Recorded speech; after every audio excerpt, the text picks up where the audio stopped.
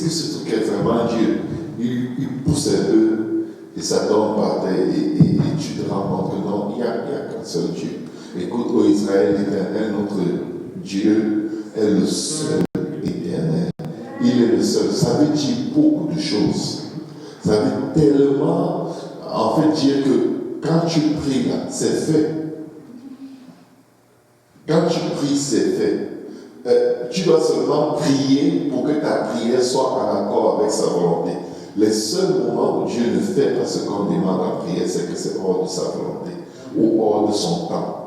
Mais sinon, Dieu agit toujours. Le psaume 139 dit que la parole n'était pas encore sur mes lèvres que déjà, tu la connaissais complètement. C'est-à-dire que dès que tu reçois ton cœur de prier, Dieu est déjà en marche. Donc, quand tu pries et tu ne vois pas que les choses se passent, ne sois pas comme le prophète Élie. Il avait prié, il avait intercédé pendant 3 ans et demi. Il a commandé qu'il ne pleuve pas. Dieu l'a exaucé. Il était le boss, celui devant qui tout le monde tremblait. Même le roi se disait, si j'attrape ce type, il va me voir. 3 ans et demi, il a décidé qu'il ne pleut pas. Dieu a dit, je vais faire comme tu dis. Et après, il y a eu la confrontation avec les prophètes de Baal. Les prophètes de Baal ont fait un sacrifice. Ils se sont découpés, torturés, blessés. Rien ne s'est passé. Là, il vient, il bâtit un autel, il pose ce sacrifice dessus, et pour défier tous les pronostics, il fait verser de l'eau sur les sacrifices. Comme pour dire, il n'y a pas de trucage, il n'y a pas de feu caché sous les pierres. C'est impossible que ce soit l'effet du soleil sur les cailloux mélangés avec du bois. Et il leur avait dit, le Dieu qui répond par le feu, c'est lui le vrai Dieu. Devinez quoi? Dieu a répondu par le feu. Dieu a répondu. Il demande d'attraper tous les prophètes de Baal. 400 prophètes. On les a tous égorgés. Que quelqu'un dise Dieu a répondu. Dieu a répondu. Mais devinez quoi?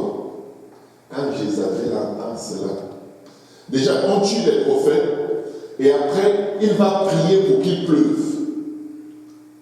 Et la pluie s'annonçait. Et il demande au roi de courir parce qu'il va pleuvoir. Et non seulement cela, le roi prend son chapeau avec ses chevaux et se met à filer pour entrer dans son palais. Mais lui, il va à pied et il va plus vite qu'un cheval. C'était quoi? La puissance de l'homme, la puissance de Dieu. C'était la puissance de Dieu. Donc quand on regarde le processus, on voit que Dieu était partout, toujours avec lui. Mais regardez quelque chose. Ce n'est pas mon message. Cette exhortation m'est juste venue comme ça. Elle m'est revenue à l'esprit. Pour qu'on réalise à quel point Dieu fait plus que ce que nous pensons. Mais nous ne voyons pas. Il court, il dépasse le roi. La pluie tombe. Dieu a répondu. C'est lui qui avait dit qu'il ne pleuve plus. Dieu a répondu. Maintenant il dit qu'il pleuve. Dieu répond. Et là, quand la nouvelle arrive chez Jézabel, elle lui dit que Dieu me traite dans toute ma rigueur, dans toute sa rigueur. Si demain, à la même heure, je n'ai pas fait de toi comme ce que tu as fait à l'heure de mes serviteurs. Comment il a réagi? Il est tombé en dépression. Il vient de faire tuer 400 prophètes. Il leur donne la pluie, il leur donne le feu. Dieu fait tout. Mais il attend seulement un mot que l'ennemi dit.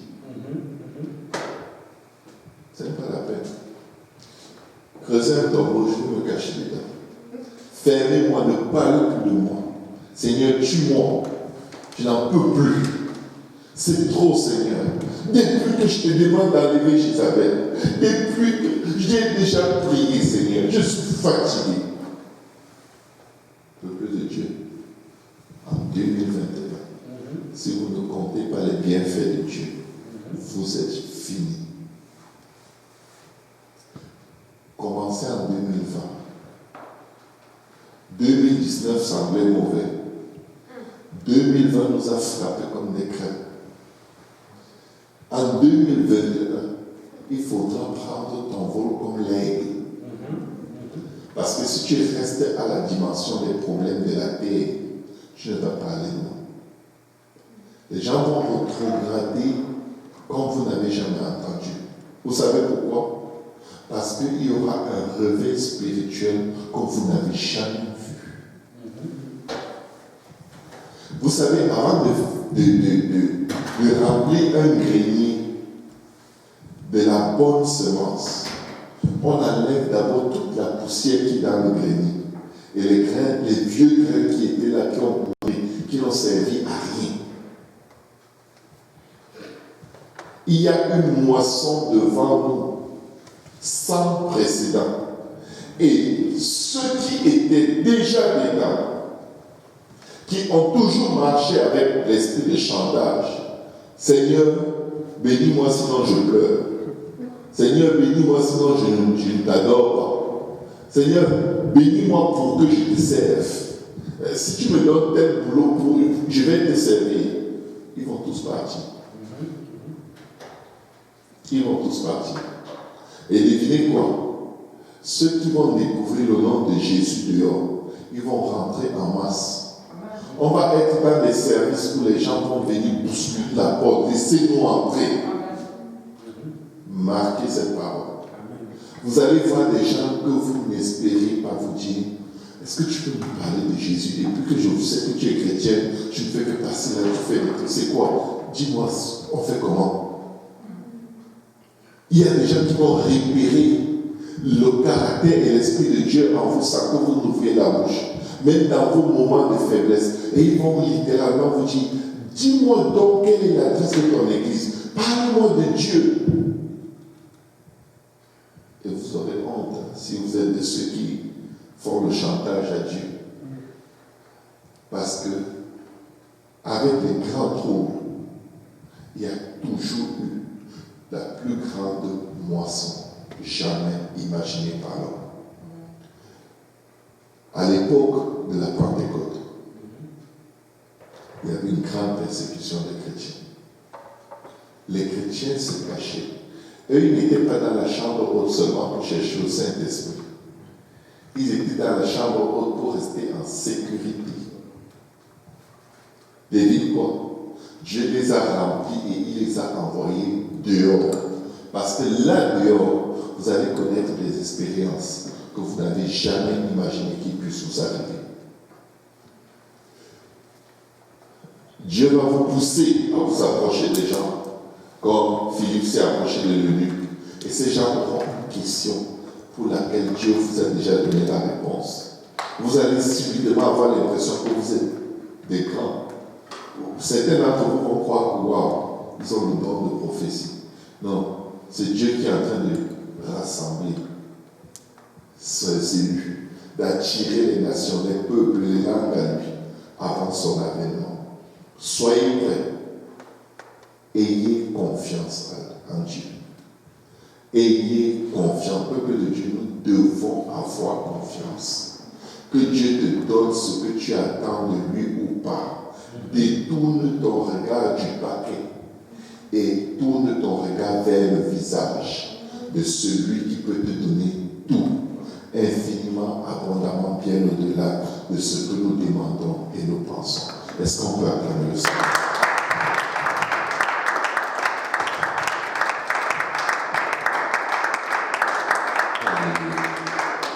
Parfois, j'arrive à la maison et mes plus jeunes, je dis mes plus jeunes, je dirais les 4 plus jeunes de mes enfants courent. Papa, est-ce que tu m'as gardé une surprise? Demain. Elle se tourne et s'en va, sans même m'embrasser. Vous savez que beaucoup d'enfants de Dieu font ça avec Dieu. Seigneur, ça fait 30 minutes. Je n'ai plus la force. C'est trop. Jusqu'à quand, Seigneur? Père, pourquoi m'as-tu abandonné? Tu veux que je te dise ça pour que tu agisses? Nous devons dépasser le niveau de ce que nous considérons comme étant notre besoin. La Bible dit, votre Père qui est dans les cieux sait de quoi vous avez besoin. Il dit, ces choses, ce sont les païens qui les demandent. Donc, il y a des païens chrétiens qui doivent être chrétiens en plein. Vous pouvez être un païen chrétien. Ça dépend de comment vous priez. Vous envoyez le Seigneur le ciel. Je suis un païen. Je ne sais pas que Dieu sait. Donc je dois lui rappeler. Parce que Dieu ne sait pas. Il dit que non, ça c'est la façon de prier des païens. Un chrétien prie avec confiance. Alléluia. Gloire au nom de Jésus. Alléluia. Nous bénissons le nom du Seigneur. Alléluia. Dieu est fidèle. Amen. Gloire au nom de Jésus. J'ai cherché la face du Seigneur. J'ai vraiment supplié le Seigneur de me donner une parole pour ce soir. Et quand il m'a donné la parole pour ce soir, je n'avais pas envie. J'ai commencé à me dire, ce n'est que ça. Il m'a dit, lis ta Bible. Quand j'ai commencé à lire la Bible dans les détails de ce qu'il me donnait, j'étais comme waouh! Et aujourd'hui, par la grâce de Dieu, je vais parler de l'onction de l'ingratitude. Alléluia. L'onction de l'ingratitude. Est-ce qu'il y a quelqu'un qui a une onction ici? N'ayez pas peur. C'est pas parce que relax, ok? Si tu as reçu le Saint-Esprit, tu es loin de Dieu. Mais toutes les onctions ne viennent pas de Dieu. Et pour comprendre ce que c'est, nous allons prier. Et Dieu va nous aider. Amen. Je ne savais pas que ça existe jusqu'à aujourd'hui. L'onction de l'ingratitude. Waouh. Il y a l'onction de la méchanceté, vous savez ça? Ça vous dit quelque chose? Quelqu'un qui est méchant, il est doué. La Bible les appelle les ingénieux au mal. Ils ont l'art d'être mauvais et de planifier le mal. Et ils sont tellement dedans qu'ils ont l'impression que c'est Dieu. C'est Dieu, c'est sûr que c'est Dieu qui voulait qu'ils le fassent. Sinon, il allait les empêcher. Ça, c'est leur philosophie. Mais nous allons parler de l'onction de l'ingratitude. Prions, Seigneur Dieu, nous te prions au nom de Jésus. Aide-nous, Seigneur. Nous sommes, Papa, ton troupeau, les brebis de ton pâturage, le troupeau de tes mains.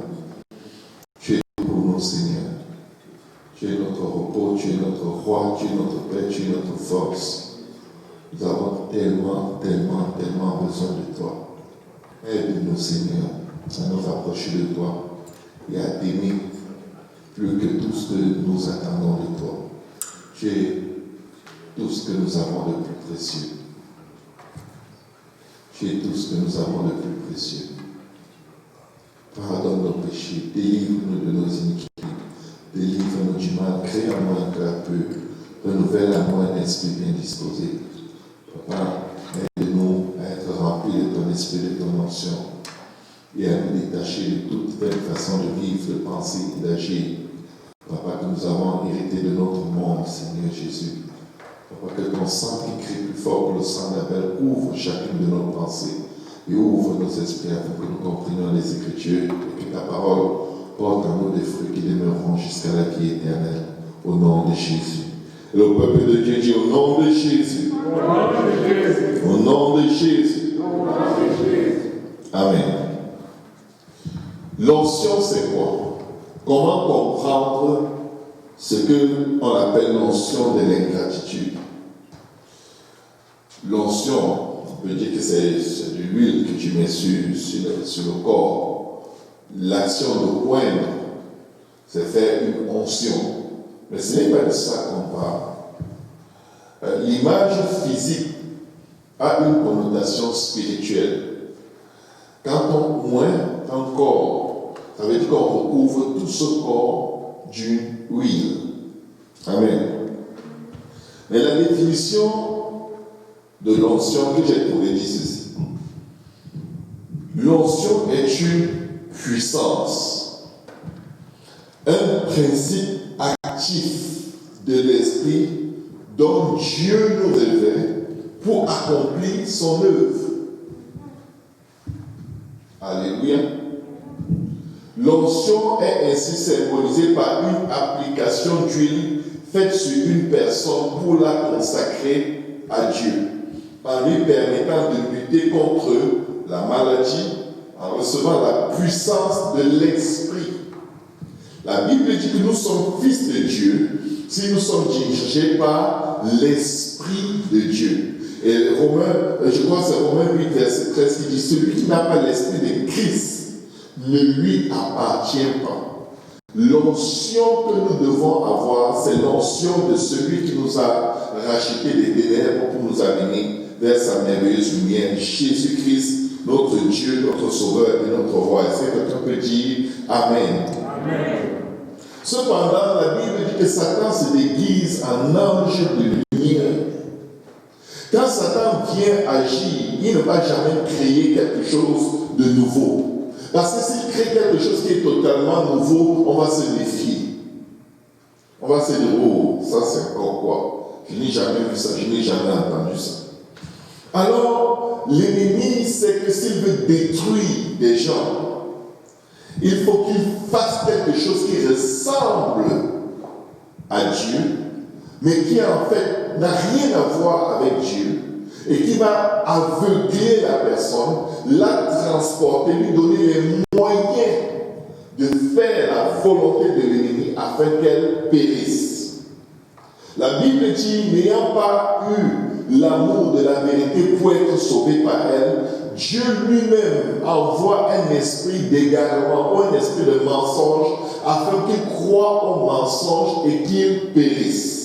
Une des choses qui va nous protéger de l'onction de l'ingratitude, c'est vraiment aimer Dieu de tout notre cœur, de toute notre âme, de toute notre pensée, de toute notre force. Ça veut dire aimer Dieu malgré tout ce qui peut arriver dans ta vie, les bonnes comme les mauvaises choses. Tu sais que peu importe ce qui m'arrive, tant et aussi longtemps que j'aime Dieu, je suis dans un lieu sûr. Tant et aussi longtemps que j'ai confiance que Dieu sait ce qu'il fait, il n'y a pas de problème. Je n'ai pas besoin de comprendre les voies de Dieu pour lui faire confiance.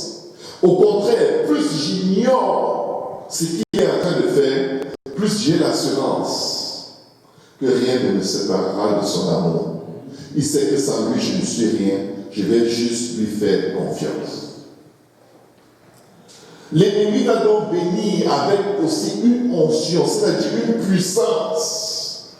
La Bible dit que la manifestation de l'Antéchrist, du fils de la perdition, se fera par des faux signes et des faux miracles et des faux prodiges. Pourquoi? Parce que la manifestation, la confirmation de la prédication de la parole de Dieu se fera énormément par la multiplication des signes, de prodiges et des miracles. Il vient, prend une apparence de manifestation qui ressemble à celle de Dieu, mais qui ne vient pas de l'Esprit de Dieu. Il va donc venir et il va donner à certaines personnes la puissance. Comme Dieu, Jésus a dit: vous recevrez une puissance, le Saint-Esprit survenant sur vous. L'ennemi dit: vous recevrez une puissance, l'esprit de perdition survenant sur vous. Alléluia. L'onction de l'ingratitude ou de l'ingratitude, pardon, plutôt, vient du fait que l'ennemi va mal parce qu'ils manquent de reconnaissance vis-à-vis de tout ce que Dieu a fait pour eux. Et là, quand ils sont fâchés, quand ils sont irrités, ils méditent le mal, ils organisent le mal, ils planifient le mal et ils le mettent à exécution et ils sont sûrs que c'est Dieu qui leur a donné cette compréhension et cette direction. Ça vient de Dieu. Et je vous garantis, ils vont être pertinents. Ils vont être pertinents. Ils auront des avis qui paraissent pertinents. Parce que ce sera une partie de vérité avec une bonne portion de mensonge ou de confusion dans la compréhension. Ils ont l'esprit de l'onction de l'ingratitude. Il y a des exemples dans la Bible. Les exemples sont tellement clairs, vous allez probablement être un peu étonnés. Mais il y en a. Et on va aller dans les Écritures pour qu'on puisse découvrir un exemple d'onction d'ingratitude. C'est-à-dire la force, la puissance pour accomplir l'œuvre du diable. Parce qu'on n'est pas reconnaissant dans ce que Dieu a fait pour nous. Amen. Regardons les Écritures dans Matthieu chapitre 18, versets 21 à 34. Alors Pierre s'approcha de lui et dit, Seigneur, combien de fois pardonnerai-je à mon frère lorsqu'il péchera contre moi? Combien de fois? Sera-ce jusqu'à 7 fois? Verset 22, Matthieu 18, 22, Jésus lui dit, je ne te dis pas jusqu'à 7 fois.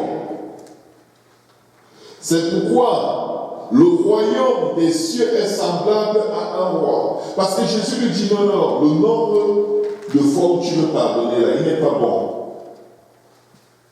Maintenant, il va prendre une parabole pour lui montrer comment un enfant du royaume de Dieu devrait agir concernant le sujet du pardon. Et il va nous amener à réaliser pourquoi un fils du royaume de Dieu devrait avoir cette perspective dans son esprit avant de pardonner. Amen. Il dit, c'est pourquoi le royaume des cieux est semblable à un roi qui voulut faire rendre compte à ses serviteurs. Vous savez que nous nous tiendrons tous devant Dieu un jour. Quand il se mit à compter, on lui amena un qui devait 10 000 talents. Comme il n'avait pas de quoi payer, son maître ordonna qu'il fût vendu. Lui, écoutez bien, lui, sa femme, ses enfants et tout ce qu'il avait et que la dette fût acquittée. Vous savez, les malédictions frappent souvent des familles entières à cause de l'action d'une personne. Mais regardez bien, comme il n'avait pas de quoi payer son maître, ordonna qu'il fût vendu, lui, sa femme, ses enfants et tout ce qu'il avait, et que la dette fût acquittée. Le serviteur se jeta à terre, se prosterna devant lui et dit, Seigneur, aie patience envers moi. Alléluia. Est-ce qu'il y a quelqu'un ici qui a déjà demandé à Dieu d'avoir patience envers lui? Alléluia. Seigneur, aie patience envers moi. Et je te paierai tout. Verset 27. Ému de compassion. Que quelqu'un dise compassion. Compassion. Si tu veux échapper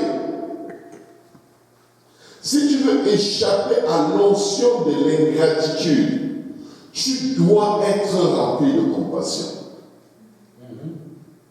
Soyez compatissants les uns envers les autres, vous pardonnant réciproquement, comme Dieu vous a pardonné. L'ingratitude vient de l'absence de compassion. L'absence l'absence de pardon, ça te donne de grosses raisons de vouloir faire du mal à la personne qui t'a fait du mal. Alléluia. Regardez les Écritures. Après qu'il fut ému de compassion, le maître de ce serviteur le laissa aller et lui remit la dette. Ça veut dire qu'il a effacé toute sa dette. Il a dit, tu sais quoi, vas-y, ta femme, tes enfants, vous êtes libres. Allez-y. De toute façon, c'est impossible que vous puissiez payer. Le montant est trop élevé. Après qu'il fut sorti, regardez comment l'ensemble de l'ingratitude commence. Ce serviteur rencontre un de ses compagnons qui lui devait 100 deniers. N'oubliez pas, lui, il devait 10 000 $. C'est littéralement comme si on dit qu'il devait 10 millions de dollars. Et là, il rencontre quelqu'un. On vient de le libérer d'une dette de 10 millions de dollars qu'il était impossible de rembourser aussi longtemps qu'il aurait voulu travailler toute sa vie avec sa famille. Mais là, il tombe sur quelqu'un qui lui doit 10 dollars. Parle-moi de l'onction de l'ingratitude. La Bible dit, après qu'il fut sorti, ce serviteur rencontra un de ses compagnons qui lui devait 100 deniers. Il le saisit et l'étranglait. Il a la force. Il a l'énergie. Moi, j'ai échappé. Dieu m'a pardonné. Ne me parle pas. Parce que je vais te détester jusqu'à mourir. Il règne pour toi. N'essaye pas de piétiner mon orgueil. Parce que, en tout cas, quand je suis blessé, je suis comme un dragon, comme un chien enragé.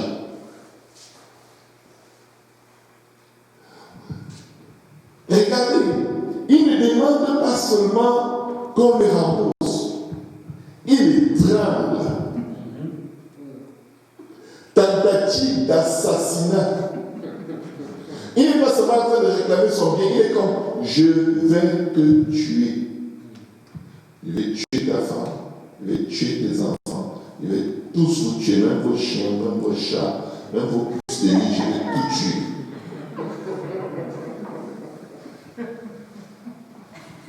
Lui, on l'avait arrêté.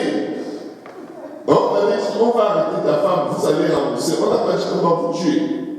C'est-à-dire que même dans le pire des cas de sa condamnation, il était vivant. Lui, il va chercher vraiment quelqu'un qui lui doit quelque chose, peut-être. C'était juste de quoi acheter un plat de nourriture pour la journée. Il étrangle. Il lui met la clé 14. Vous connaissez la clé 14? Parce qu'il y a une connaît la clé 14. Il lui met la clé 14. Il lui dit, regarde. Il le saisit et l'étranglait en disant, paie ce que tu me dois. Son compagnon se jeta à terre le supplier, disant, aie patience envers moi et je te paierai. Mais l'autre ne voulut pas. Je ne veux rien savoir, tu m'as blessé. Tu m'as blessé, ma blessure, c'est une blessure. Elle est bleue, elle est trop blessure. Pourquoi tu m'as blessé? Pourquoi tu as d'abord une intention de me blesser? Pourquoi tu m'as d'abord fait ça? Je ne peux pas laisser parce que tu l'as fait. Il a oublié que ce qu'il avait fait comme blessure, à plus fort que lui, n'avait même pas de dimension. C'était incommensurable. On ne pouvait pas mesurer. Même sa vie n'aurait pas pu payer. Mais là, il trouve quelqu'un qui a pétiné son petit orteil. Il dit que non, c'est mon orteil que ma mère a accouché. Pourquoi? Il y avait des orteils de tous les gens dans le quartier. Tu as pétiné le mien. Je ne peux pas laisser. Je ne laisse pas. J'ai volonté.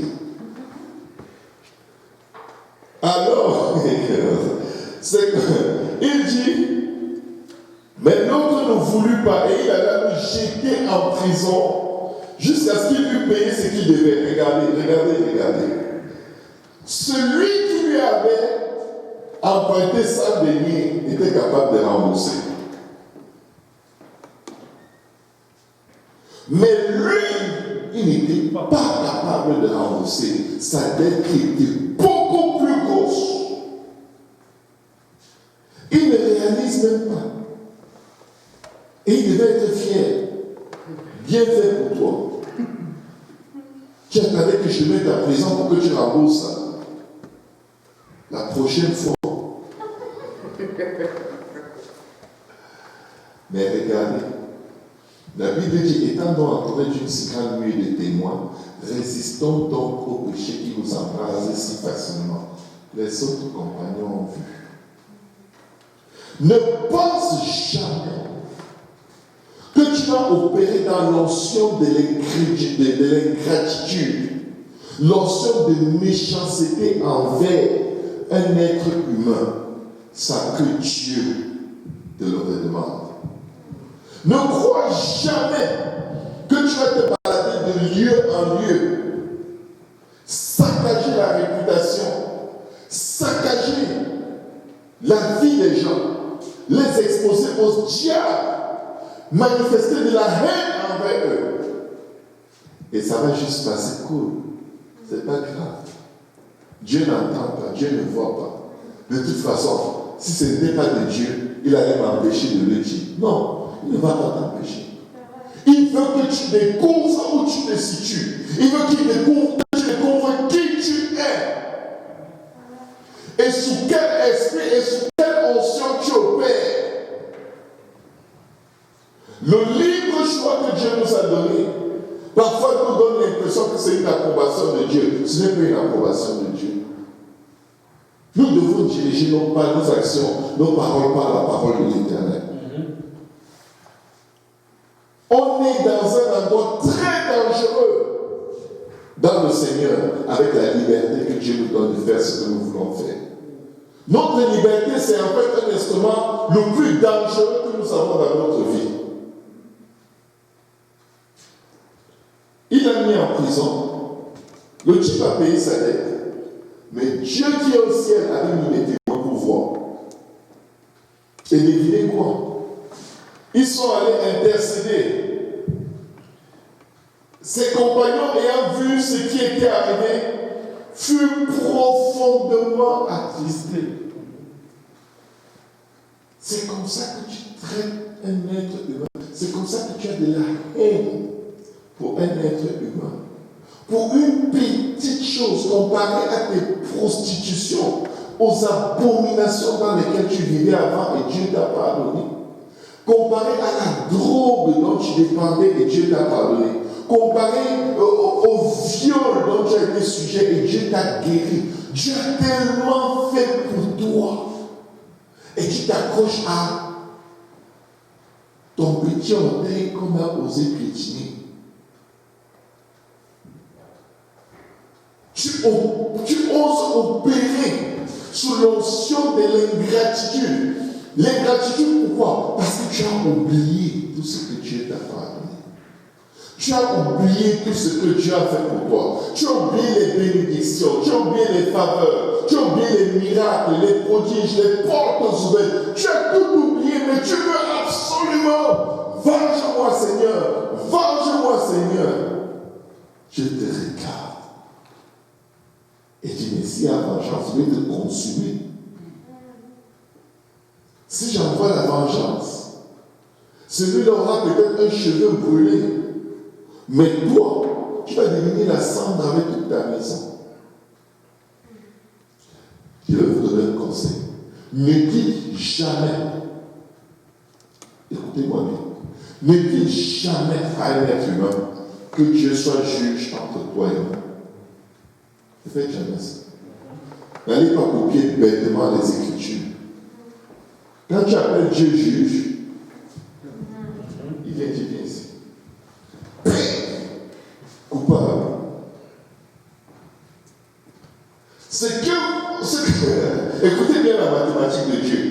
Chaque fois que tu vas dire à Dieu, à quelqu'un, pardon, que Dieu soit juge entre toi et moi, la personne va aller dire à Dieu, Seigneur, aie pitié de moi. Toi, tu vas être là. Tue-le. Dieu dit non, attends un peu. Lui, il a le sang, toi, tu n'as rien. Ne souhaitez le malheur de personne si vous voulez vivre.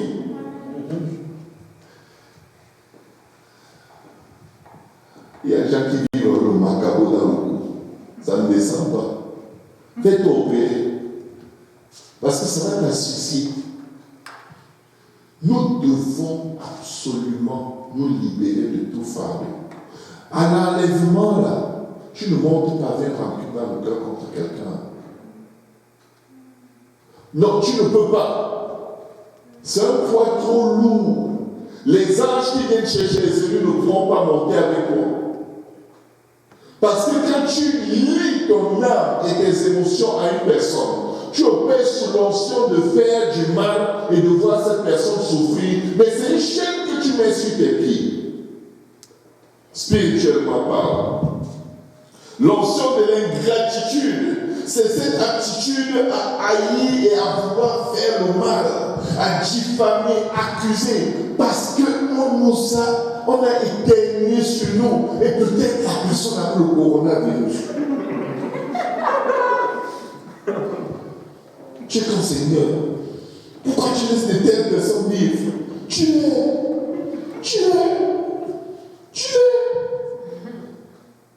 La bouche parle de l'abondance du cœur. Tu souhaites que Dieu les tue. La vie et la mort sont au pouvoir de la langue. Si tu ne peux que dire tu. Mais comme c'est toi qui fais la demande, Dieu va t'exaucer. Il va te faire goûter à ce que tu es en train de demander. Et te faire réfléchir. Tu es vraiment sûr que c'est ça que tu veux que je fasse? Mais je veux vous dire, quand on est sous l'onction de l'ingratitude, on est comme Jonas. Tu prêches un livre, mais tu espères qu'ils ne vont pas se répartir. Tu espères, tu guettes. Et là, quand Dieu ne les tue pas, tes épaules touchent le sol, tellement tu es découragé. Il dit à Dieu, je savais que tu étais Dieu miséricordieux.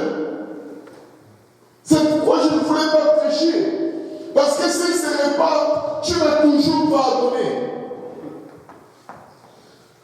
Je vous souhaite, dans les cas de conflit avec des gens, d'être des Ninivites qui se répandent, au lieu d'être des Jonas qui croient avoir tout compris de Dieu et qui souhaitent que Dieu consume ceux qu'il veut sauver.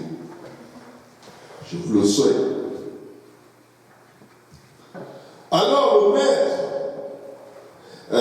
ses compagnons ayant vu ce qui était arrivé furent profondément attristés et ils allaient raconter à leur maître tout ce qui s'était passé. Verset 32. Alors le maître fit appeler le serviteur et lui dit, méchant serviteur, méchant. Oh, il est comme je suis offensé. Comment tu peux m'appeler méchant? Il a pris mon argent. Il me doit ou il ne me doit pas? Comment c'est moi le méchant alors que c'est à moi qu'on a fait du mal? Oui. Mais quand on est sous l'onction de l'ingratitude, on ne réalise pas. On ne réalise pas que l'offense de ton prochain est une opportunité pour toi de pardonner comme tu veux que Dieu te pardonne. Écoutez, le pardon, il est gratuit, mais on le paie avec une facilité tellement simple. Tu vas demander pardon à Dieu pour tout. Tu vas dire, il n'y a pas de problème. Va et fais pour les autres ce que tu veux que je fasse pour toi. C'est pourquoi le Seigneur dit, si vous ne pardonnez pas à votre prochain leurs offenses, votre Père qui est dans les cieux ne pardonnera pas. Il ne peut pas. Parce que maintenant, le degré de pardon et de miséricorde que tu attends de Dieu, c'est toi qui vas déterminer. Il dit de la mesure avec laquelle vous mesurerez les autres, on vous mesurera. Du jugement avec lequel vous jugerez les autres, on vous jugera. Il est en train de dire, en réalité, tu peux aller au ciel si tu veux. Laisse les autres aller. Arrête de condamner. Arrête d'opérer sous l'onction de l'ingratitude. Je t'ai beaucoup pardonné. Arrête. Il dit, ne laisse pas le soleil se coucher sur ta colère. Parce que demain n'est pas promis. Aujourd'hui est le jour du salut. Maintenant est l'heure acceptable. Peuple de Dieu, un jour je me suis demandé, mais pourquoi est-ce que chaque fois que je prêche, je suis toujours en train de parler du pardon. Du pardon. De ne pas avoir des rancunes. Je vais vous dire pourquoi. Parce que c'est dans la Bible. Toute notre vie tourne autour de ça. Je vous dis, tout ce qu'on fait tourne autour de comment est-ce qu'on va regarder notre prochain. Parce que le regard que tu portes sur ton prochain, c'est exactement le regard que tu demandes à Dieu de porter sur toi. Parfois, je suis comme mes émotions me font pogner, comme on dit au Québec, une colère contre un de mes enfants. Et là, j'ai envie de décoller comme une fusée. Le Seigneur me dit, après moi aussi, je vais décoller sur toi comme la fusée. Je vais ralentir. Ça va? Est-ce que je peux t'aider? Parfois, il est bizarre. Il est pas comme ça d'habitude. Mais je sais à qui j'ai cru. Je sais qui m'a averti. Ce que tu es en train d'aller faire là, je vais le faire sur toi aussi. Ça s'appelle la crainte de l'Éternel. Et la Bible dit que c'est le commencement de la sagesse. Soyons sages. Ne nous faisons pas avoir par nos émotions. Tes émotions te disent que tu es trop fâché, tu es fâché plus que qui? Tu n'es pas fâché d'abord pourquoi? Qu'est-ce que tu as fait pour avoir une vie paisible sur la terre? On n'est pas au ciel. Tu es qui pour ne pas être fâché? Tu es qui? Dieu est au ciel. Les milliards de péchés se font devant lui tous les jours. Les milliards d'idolâtries, les milliards d'avortements, de prostitution. Il est riche en compassion. Riche en compassion. Riche en compassion. Et il te voit petit comme un pou qui est fâché. Il est comme regarde-moi. Regarde-moi le petit là. Il va aller où aussi? Tu es trop petit. Tu es trop petit pour te fâcher. Tu es tellement petit. Vous êtes déjà monté dans un avion et vous regardez la terre. Vous voyez les plus gros buildings de la ville, c'est petit. C'est tellement petit que même votre stylo que vous avez à main, vous dites, c'est pour ça que les hommes se tuent. Imaginez-vous alors Dieu au ciel. Peut-être qu'il utilise même un microscope pour nous voir. Mes frères et sœurs, ce sujet est très sérieux. Avant que je ne vienne au Canada, j'ai eu un songe. 4 fois la même nuit. Le même songe. Les gens allaient en enfer. En rang. En servant Dieu. Ils sont en train d'aller en enfer. Ils évangélisent, ils gagnent les âmes. Chaque jour, les amènent en enfer. Ils font tout ce que vous connaissez, ils prêchent Acte 2, 38. Ils bâtissent des églises, ils font tout. Ils sont en route vers l'enfer. Ils sont en route vers l'enfer. En route vers l'enfer. Et le Seigneur était comme sur le chemin, en train de ralentir leur marche. Il pleure. Il pleure. Et dit, mon peuple ne m'écoute pas. Mon peuple ne m'écoute pas. Il pleure. Il envoie les obstacles sur leur chemin. Des murailles se dressent. Et tu vois, quand la muraille se dresse pour ralentir la marche de la personne regarde à gauche et à droite, quand personne ne la voit, elle contourne la muraille. Là, ils avancent. Ils sont en train d'aller à l'enfer et chacun est sûr qu'il a la route vers le ciel. Le Seigneur, à un moment, envoie une muraille plus haute. Il regarde, personne ne voit, il escalade. Il continue, je sais Dieu. Le Seigneur envoie des murailles de 6 mètres de haut, les gens escaladent. Tu parles des bandits. Ils escaladent.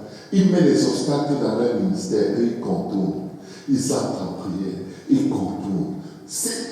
Dès qu'un obstacle se présente, on dit que c'est le diable. Parfois, il faut s'arrêter. Et se dire, pourquoi le diable devrait me freiner? Est-ce que ce n'est pas Dieu qui me freine? Est-ce que ce n'est pas Dieu qui est en train de me dire, examine bien tes projets là. Quand est-ce que tu vas commencer à me servir? Tu es toujours en train de planifier, avoir ci, avoir ça, aller ici, aller là-bas. Est-ce que tu as pris le temps de réfléchir?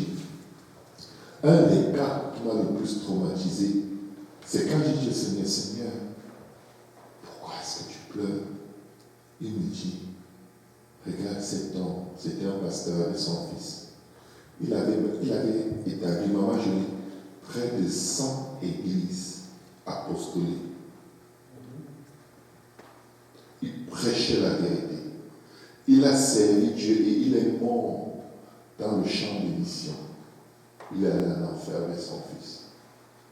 Le Seigneur me montre sa vie. Il dit, cet homme avait une offense contre sa famille depuis des dizaines d'années. J'ai tout fait pour qu'il pardonne et qu'il oublie. Il disait toujours, non, j'ai pardonné, j'ai oublié. Mais son attitude vis-à-vis de ces gens n'était pas l'attitude de Christ. Toujours animé de rancune. Toujours avoir une attitude. Il avait tellement développé l'attitude de cacher sa rancune que ça ne se voyait plus. Il avait tellement développé l'attitude de ne pas avoir de confrontation avec ceux qu'il détestait. Il est juste passé au-dessus. Et le Seigneur lui disait, non, pas régler ça. Pardon, tu es fâché. Non. Et son fils qu'il a éduqué l'a suivi dans les mêmes sentiments mauvais vis-à-vis de ces gens-là. Vous savez, je vais juste dire une petite parenthèse au bas. Ce n'est pas parce que vous avez des problèmes avec des frères et des sœurs à l'église que vous allez empoisonner vos enfants en disant, méfie-toi de elle, méfie. Non. Faites bien attention. Ce n'est pas comme ça.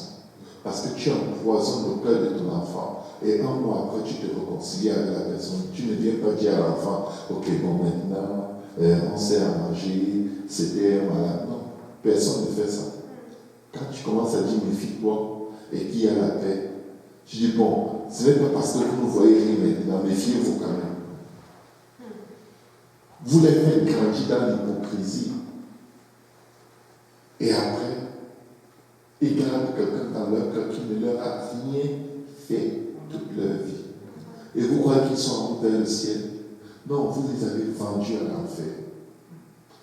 Cet homme s'est retrouvé en enfer. Le Seigneur m'a montré comment il a escaladé, ayant toujours le regard sur la cité céleste. Sauf que plus il escaladait, plus il allait dans le sens opposé de la cité céleste. Parce que la route avait l'air d'être tortueuse comme ça. Tu crois que c'est pas parce que tu vois la cité en haut que tu es en train d'aller en haut. En faisant comme ça, des fois tu fais demi-tour, tu ne t'en rends pas compte. Parce que chaque fois que tu vas lever la tête, tu vas quand même voir la cité. Le monsieur est arrivé à un endroit. Il a remarqué que plus il avançait, plus la lumière diminuait. Il était puissamment utilisé par Dieu. Il bâtissait beaucoup d'églises. Devine quoi? Quand il a réalisé, oh, mais pourquoi la cité céleste se trouve loin de l'autre côté là-bas, depuis que je marche? Et il a vu que l'endroit où il était devenu noir. Il a voulu faire demi-tour. Le mur qu'il venait d'escalader, c'était une chose de le traverser dans le sens aller. Mais pour revenir, c'était impossible. Tu pouvais escalader pour traverser. Mais il n'y avait rien pour réescalader et retourner. J'ai eu ce rêve. J'ai eu un choc parce que le nombre de chrétiens en route vers l'enfer était impressionnant. À cause de quoi? Les émotions négatives, l'onction et l'ingratitude. J'arrive dans le Seigneur, à un moment, tu oublies que tous les jours, Dieu pardonne tes péchés. Tu commences à en vouloir à elle. Tu ne parles pas à elle. Tu ne parles pas. Tu as déjà ta liste d'ennemis. Je vous dis, je me prêche à moi-même, peut-être ça ne vous concerne pas, mais faites bien attention. Maman, je suis sauté. J'ai dit, waouh! Parce que, avant de sursauter, le Seigneur m'a dit, parle à mon église. J'ai sursauté. J'étais tellement touché. J'ai dit, waouh, quel rêve. Je me suis réveillé. Je me recouche, boum, le rêve recommence. La même chose. Et le Seigneur qui pleure. Et le Seigneur qui bloque son peuple d'avancer vers la perdition à cause des sentiments de leur cœur. Et il me dit, va parler à mon église. Je me réveille une deuxième fois. Je dis, wow, quel rêve, une deuxième fois. Là, je m'assoupis encore. Vous savez, c'est genre de rêve qui vous choque et vous avez juste une envie de dormir. Je refais le rêve une troisième fois. Même chose. Va parler à mon église. Je me lève. Je dis, waouh! Je me rendors, je me retrouve en train d'aller dans mon assemblée. Je dis aux gens, laissez les problèmes. Faites attention, le Seigneur revient. Certains me regardaient comme, ah, toi et tes rêves là, tu es sûr que c'était de Dieu. Tu dis ça parce que tu m'as fait quelque chose et tu veux me forcer à te pardonner. De toute façon, les chrétiens argumentaient. Les mauvaises pensées, une banque de mauvaises pensées, tu peux voir des nuages noirs, littéralement d'incrédulité sur la tête des enfants de Dieu. Je recommence le rêve, quatrième fois. Le rêve arrive au même endroit. Le Seigneur me montre maintenant ma vie. Il me dit, tu en veux à la famille de ton père à cause de telle situation. Fais attention, parce que toi aussi, j'ai mis un petit mur devant toi, et on dirait que tu peux le contourner.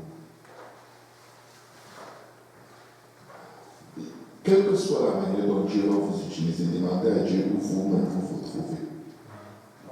De peur qu'après avoir prêché aux autres, vous ne soyez rejetés. Il n'y a aucun sujet à se glorifier. D'être celui qui a prêché tout le monde vers le ciel, et tu es en enfer. Ah, je vous disais la vérité. Hein? Vous voyez, heureusement que vous m'avez écouté. Ça va? Vous aimez les fruits? Ne me piquez plus. Laissez-moi le faire. Parce que toi, tu es de l'autre côté. Vous savez, les chrétiens de la fin des temps, c'est ça. On sauve le monde entier. Et on se réserve une belle place en enfer. Je vous dis, la quatrième fois, le Seigneur m'a fait envoyer à l'église. Il m'a dit, va prêcher aux gens du monde. Moi, je suis allé prêcher aux non-croyants. La manière dont ils se sont répandus en masse était impressionnante.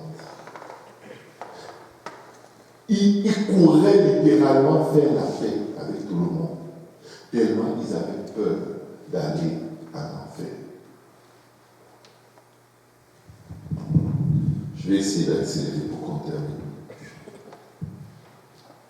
Ceci pour dire, ne pensons pas qu'il existe une façon d'échapper à la condamnation et au jugement de Dieu en ayant des choses dans le cœur contre les gens.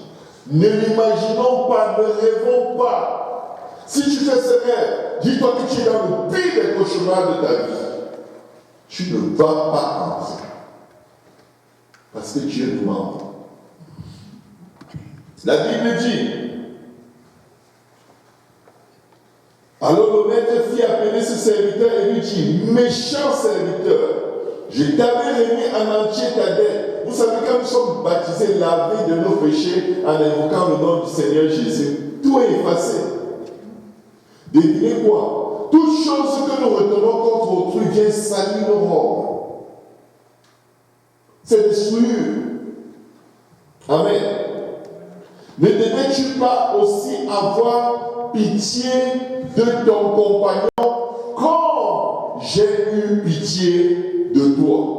Et son maître, irrité, le livra au bourreau jusqu'à ce qu'il eût payé tout ce qu'il devait, c'est-à-dire impossible. L'éternité en enfer ne suffira pas pour payer nos dettes de péché. L'onction de l'ingratitude a une manifestation que vous pouvez rapidement remarquer dans votre vie. L'amertume. Dès qu'on prononce le nom de quelqu'un, ça te pique. J'ai eu ça pendant des années. Il y avait des gens, il ne faut pas prononcer leur nom près de moi. Je perdais le contrôle. Je pouvais te prouver qu'en fait, en enfer, il y a le diable.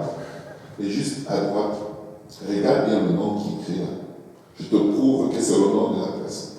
Secrétaire, premier administrateur, premier ministre de Satan, c'est cette personne. C'était l'onction de l'ingratitude par rapport à tout ce que Dieu m'avait pardonné. La conviction que cette personne est mauvaise et tu lui colles une étiquette éternelle. Dès qu'on prononce le nom de cette personne, tu massacres son nom. Tu as enlevé l'enfer. Et nous ne voulons pas. Après avoir goûté à un si grand salut, le mépriser à cause d'un être humain qui ne nous a ni sauvés, ni égarés. La Bible dit, Michée 6, versets 1 à 10, et voici le procès que le Seigneur a avec son Église de nos jours. Que quelqu'un dise de nos jours. Écoutez donc ce que dit l'Éternel. Lève-toi, Michée chapitre 6, lève-toi, plaide devant les montagnes, et que les collines entendent ta voix. Écoutez, montagne, le procès de l'Éternel, et vous solides fondements de la terre, car l'Éternel a un procès avec qui? Son peuple. Il veut plaider avec Israël. Maintenant, verset 3. Écoutez la parole de l'Éternel. Mon peuple, que t'ai-je fait? En quoi t'ai-je fatigué? Réponds-moi. Car je t'ai fait monter du pays d'Égypte. Je t'ai délivré de la maison de servitude. Et j'ai envoyé devant toi Moïse, Aaron et Marie. Mon peuple, rappelle-toi ce que projetait Balak, les sorciers, les occultistes, toute la sorcellerie qui s'est levée contre toi. Le Seigneur dit, rappelle-toi ce que projetait Balak, roi de Moab, et ce que lui répondit Balaam, fils de Béor, de Sittim à Gilgal, afin que tu reconnusses les bienfaits de l'Éternel. Si tu veux échapper à l'onction de l'ingratitude, il faut que tu comptes les bienfaits de l'Éternel dans ta vie. Parce que quand tu commences à compter les bienfaits de l'Éternel, tu te rends compte que peu importe la quantité de mots que les gens t'ont fait, la quantité de bien que Dieu a fait pour toi est beaucoup plus grande que tout le mal qu'on a pu te faire sur la terre. La bonté de Dieu dans ta vie dépasse tous les maux par lesquels tu es passé sur la face de la terre. Et se dépassera toujours. Il n'y a pas d'équilibre là-dedans. La bonté de Dieu dépasse toutes les calamités à travers lesquelles tu peux passer sur la face de la terre. Et ça vaut la peine de se concentrer sur sa bonté. Il dit,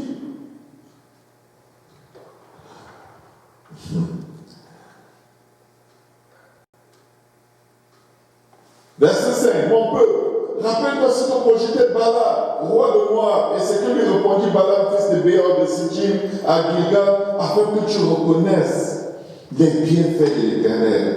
Vous savez, quand on est ingrat, c'est fort. On ne reconnaît pas. On veut juste que tel problème qui était arrivé ne soit jamais arrivé. Il dit au verset 6, avec quoi me présenterai-je devant l'Éternel pour m'humilier devant le Dieu très haut? Ça, c'est ça nos prières tous les jours. Seigneur, je veux te servir. Montre-moi à quoi est-ce que tu m'as appelé. Quel est mon ministère? Qu'est-ce que je peux faire pour toi, Seigneur? Je t'aime, Seigneur. Éternel, tu es ci, tu es ça, tu es le Rapha de Ronfo, et le Tata de Tata, et Dieu est comme. Je sais ce que je suis. Toi, est-ce que tu sais ce que tu es? Tu me dis trop de choses sur moi. Est-ce que je peux te parler de toi? Non, non, non, surtout pas. Les gens autour de moi, tu es l'alpha et l'oméga, le commencement et le dernier, le premier, le premier et le dernier. Le commencement et le dernier. Bon, bref, tu sais, Seigneur. Dieu dit, est-ce que je peux te parler? Non. Si tu me parles, tu risques de me dire ce que je sais que tu as envie de me dire depuis et que je n'ai pas envie de faire. Et dès que tu finis ta liste, tu dis Amen, tu parles. De peur que l'Éternel te parle. Et tous les jours, l'Éternel parle-moi. Dis-moi quel est mon ministère. Dis-moi quel est mon appel. Dis-moi quel est mon appel. Il dit, avec quoi me présenterai-je, verset 6, Michée 6. Avec quoi me présenterai-je devant l'Éternel pour m'humilier devant le Dieu très haut? Me présenterai-je avec des holocaustes, avec des veaux d'un an? L'Éternel agréera-t-il des milliers de béliers, des myriades de torrents d'huile? Donnerai-je pour mes transgressions, écoutez bien, donnerai-je pour mes transgressions mon premier-né, pour le péché de mon âme, le fruit de mes entrailles? On t'a fait connaître, maintenant Dieu répond, on t'a fait connaître, ô homme, ce qui est bien. Tu cherches ton ministère, fais simplement ce qui est bien. Tu cherches ton appel, mais fais d'abord ce que tu peux faire, qui est bien. Et Dieu dit, tu le sais, on t'a fait connaître, ô homme, ce qui est bien et ce que l'Éternel demande de toi. Seigneur, que veux-tu que je fasse? Il dit que tu le sais. Écoutez, c'est que tu pratiques la justice, que quelqu'un dit sanctification. Que tu aimes la miséricorde. Il faut aimer pardonner. Il faut aimer libérer les gens. Et quand tu es miséricordieux, tu as mal. Tu as très mal. Parce que tu as l'impression, parfois, ta chair te dit que la vie est injuste. Et tu dois dire à ta chair, non, la vie n'est pas injuste. Mes péchés dépassent les péchés qu'on fait contre moi. La vie est juste. Dieu est trop bon. Quand je pardonne un péché, peut-être qu'il me pardonne 10 millions de péchés. Je ne veux pas rater l'occasion de pardonner à quelqu'un. Je dois aimer ça pardonner. Je dois aimer la miséricorde. Je dois aimer trouver une raison d'excuser une faute qui a été commise contre moi. Je dois aimer ça. Que tu pratiques la justice, que tu aimes la miséricorde et que tu marches humblement avec ton Dieu. Dépourvu d'orgueil. Alléluia. Philippiens 2, verset 3 à 8, on va terminer avec. Ne faites rien par esprit de parti ou par de vaine ou par vaine gloire, mais que l'humilité, que quelqu'un dise l'humilité. L'humilité. Que l'humilité vous fasse regarder les autres comme étant au-dessus de vous-même. Que chacun de vous, au lieu de considérer ses propres intérêts, considère aussi ceux des autres. Ayez en vous les sentiments qui étaient en Jésus-Christ. Écoutez bien. Lequel, existant en forme de Dieu, Jésus-Christ est le Dieu Tout-Puissant manifesté dans la chair. 1 Timothée 3,16. N'a point regardé comme une proie à arracher d'être égal avec Dieu. mais s'est dépouillé lui-même en prenant la forme d'un serviteur, en devenant semblable aux hommes. Le Seigneur dit, si quelqu'un veut être mon disciple, qu'il renonce à lui-même chaque jour, qu'il porte sa croix et me suive. Mes frères, mes sœurs, pardonner, ce n'est pas une contrainte, ça doit être un privilège.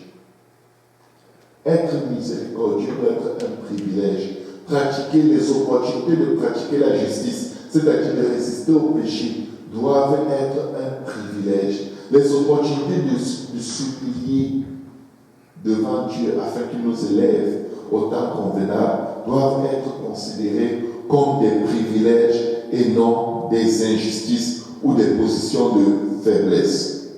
Verset 7. Mais il s'est dépouillé lui-même en prenant une forme de serviteur, en devenant semblable aux hommes.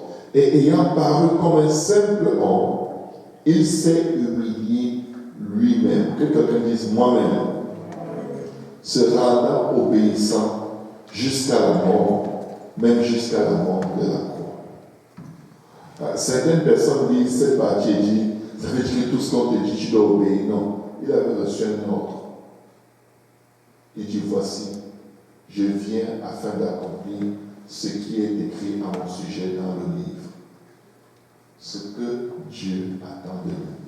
Nous devons être déterminés à le faire. Nous devons être déterminés à être justes, c'est-à-dire marcher dans la vérité et la droiture.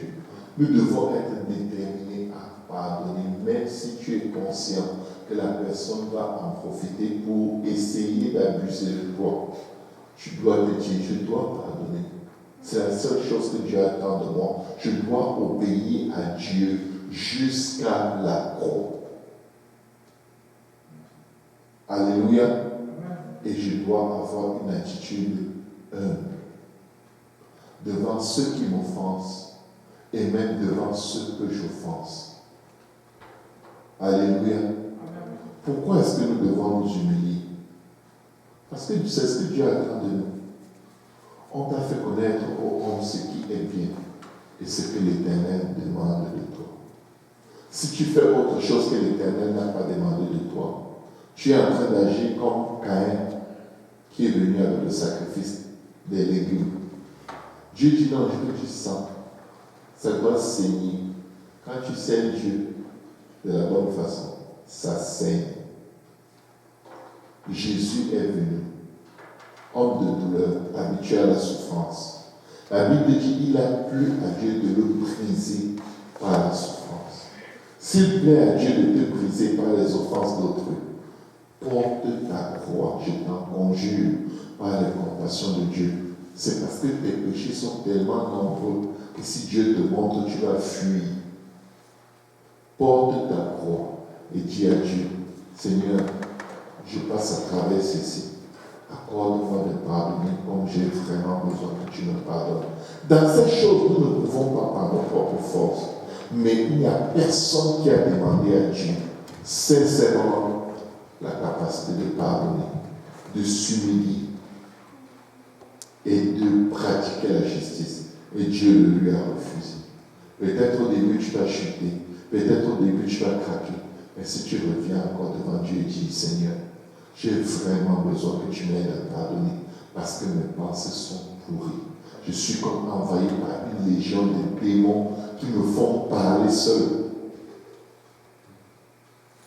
Dieu va t'aider. Dieu va te dire, fais un gâteau.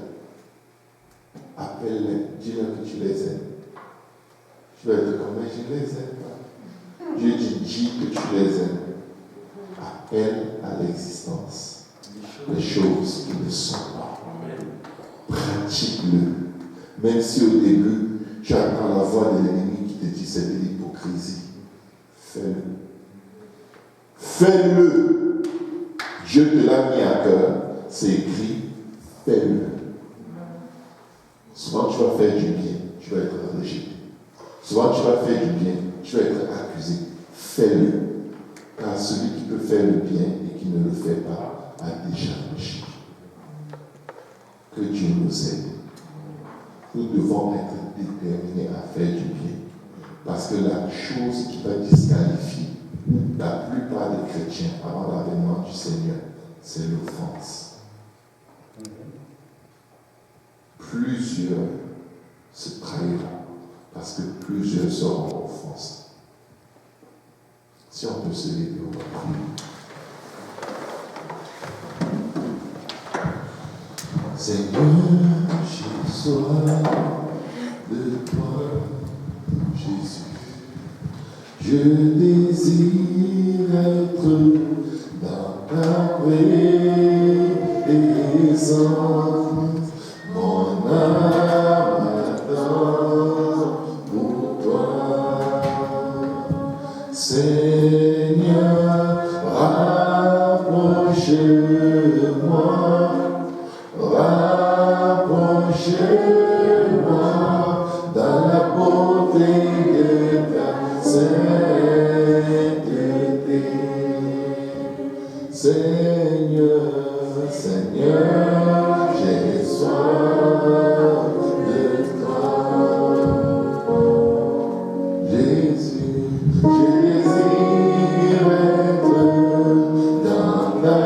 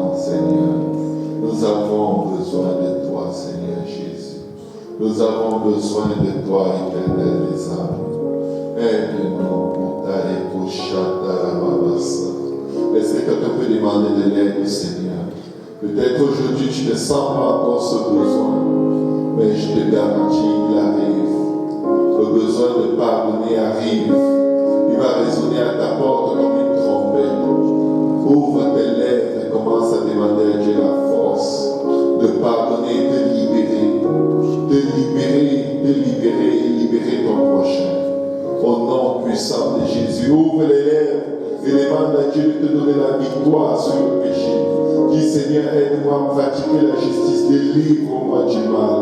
Délivre-moi de l'injustice, de la manipulation,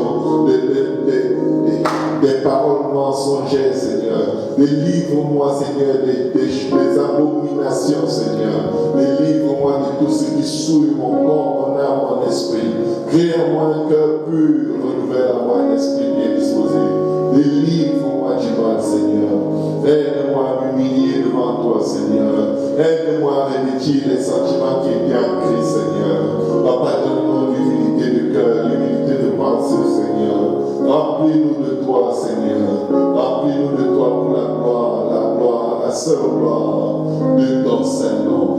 Au nom de Jésus. Alléluia. Est-ce qu'on peut acclamer le Seigneur?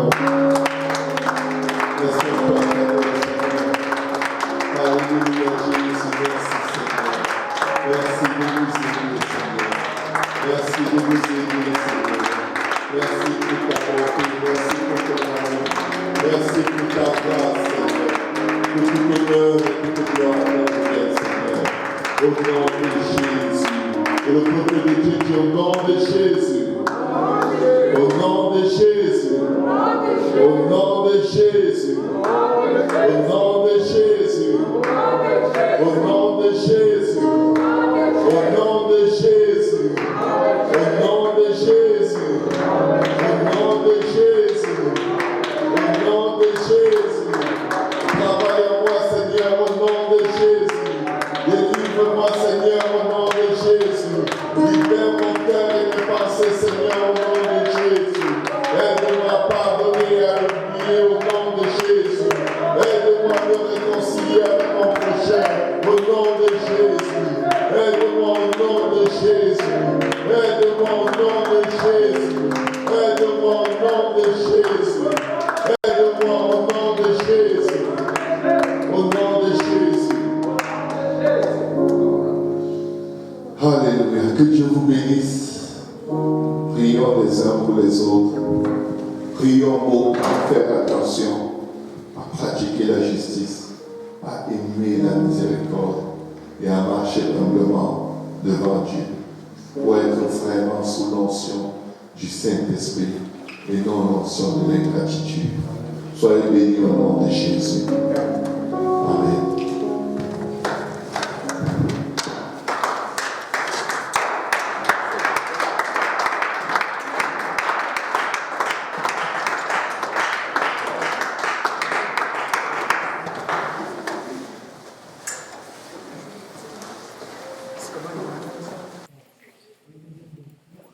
Mesdames, et messieurs, c'est la fin pour aujourd'hui. Merci d'avoir été avec nous. Prochaine diffusion ce novembre, demain à partir de 19h-19h15 à l'église Pentecôtiste Unie de Hochelaga. Demain, nous aurons un prédicateur invité, Outre-mer.